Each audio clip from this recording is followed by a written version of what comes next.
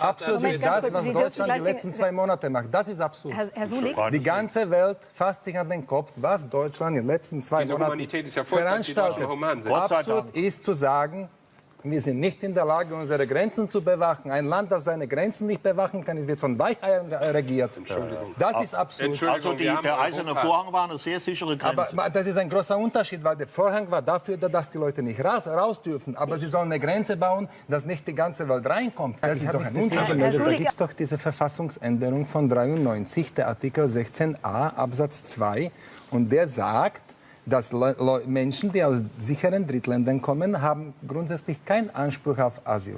Und dazu gibt es eine Entscheidung des deutschen Verfassungsgerichts von 96 und unter Punkt 98 oder 97, die Entscheidung, ich glaube, das ist Nummer 7, ich hoffe, ich irre mich in diesen Zahlen nicht, aber es gibt von 96 diese Entscheidung des Verfassungsgerichts, dieser sagt, wenn niemand, der nach Deutschland nicht per Schiff oder nicht per Flugzeug kommt, hat Anrecht auf Asyl. Das ist eindeutig festgelegt. Und Sie handeln verfassungswidrig. Alle beide. Aus Ultima Ratio möglich sein, auch über diese Möglichkeit zu diskutieren und nicht, wie Herr Stegner pauschal zu sagen, nein, kommt nicht in Frage.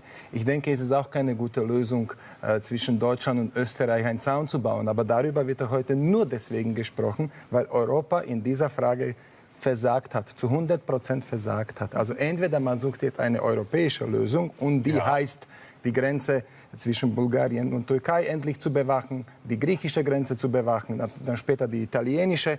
Oder, wenn das nicht klappt, dann, also ich denke, Deutschland sollte handeln, mir kann das egal sein. Ich bin ganz froh, dass Ungarn gehandelt hat, weil das ist sozusagen die Zone südlich der Slowakei. Dass ihr auch davon nicht betroffen seid. Jeder rettet sich wer genau, Herr Blum, jeder rettet sich.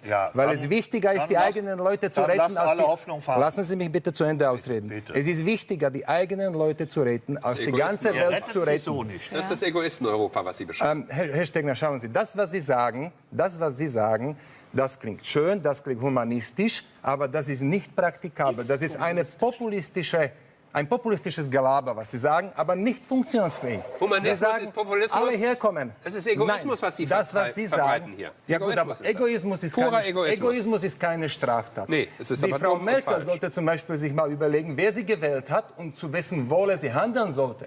Ja. Und sie ist nicht dazu da, die ganze Welt zu retten. Je mehr wir die Flüchtlinge verteilen, je mehr wir versuchen, sie irgendwo unterzubringen, desto mehr kommen. Und, die kommen doch nicht, weil sie... Lassen Sie mich doch bitte ausreden. Ich lasse Sie auch ausreden. Entschuldigung. Herr Mayer hat ja... Es ist ja nicht böse gemeint, aber ich kriege so wenig Wort, wissen Sie. Ich muss mich dann immer melden. Das geht so.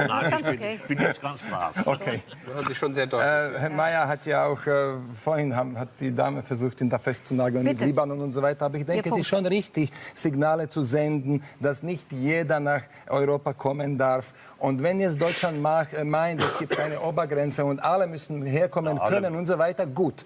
Soll dann Deutschland bitte schon diese Flüchtlinge beherbergen, diese Migranten? Das ist das Erste. Der zweite Grund, warum Slowakei diese Pflichtquoten ablehnt, ist, dass das keine Lösung ist. Je mehr wir verteilen, desto mehr kommen. Und der dritte Grund ist, die slowakischen Bürger wollen das nicht. Die haben sich in einem Referendum, zwar nur in einem kleinen Dorf, aber es gibt ja auch andere Arten von Umfragen, die haben sich eindeutig ausgesprochen, nein, wir wollen das nicht. Das ist für mich viel wichtiger.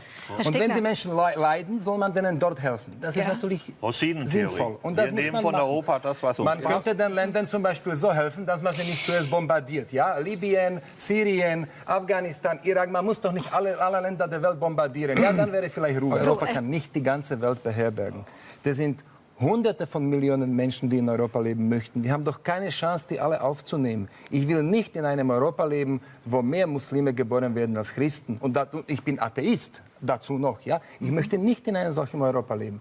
Ich möchte nicht in einem Europa leben, wo meine Kinder bis 70 oder bis 72 arbeiten müssen, um Sozialleistungen für irgendwelche, die angekommen sind, zu zahlen. Das mag vielleicht herzenslos klingen, aber immerhin ist es aufrichtig, was ich Ihnen sage.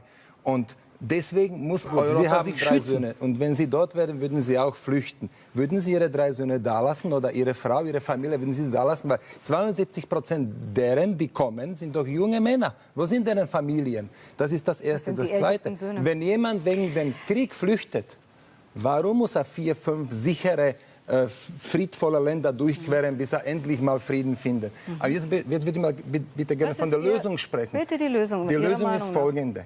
Man muss Zentralzonen oder Zentralaufnahmelager, egal wie man das nennt, Einrichtungen errichten in Libanon, in Nordafrika, in Westsyrien, in der Türkei. Das soll ruhig die EU finanzieren. Da bin ich dafür, dass auch die Slowakei das mitfinanziert. Lassen Sie mich da jetzt bitte. Ja, genau. Die EU garantiert die Sicherheit in diesen Lagern. Wenn slowakische Soldaten irgendwo auf Zypern sein können und Deutsche, was weiß ich, können die ruhig auch in diesen Lagern für Sicherheit sorgen. Soll das die EU finanzieren?